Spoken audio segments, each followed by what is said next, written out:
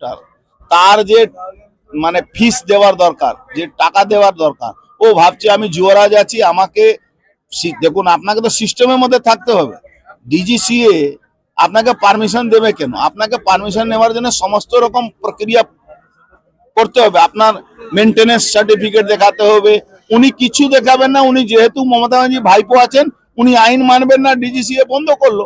তারপরে উনি কি নাম হেমন্ত সোরেনের হেলিকপ্টার নিয়ে ধার নিয়ে গেলেন, আর ওনাটা করছেন উনি কি এই হয়নি ওই হয়নি, তো করে কোনো লাভ নেই।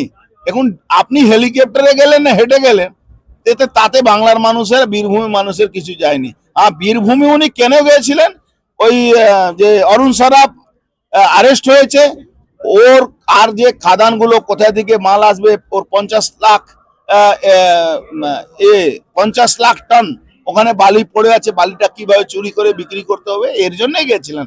আর কোনো উনি ওখানে তৃণমূলকে বাঁচাবার জন্য যাননি।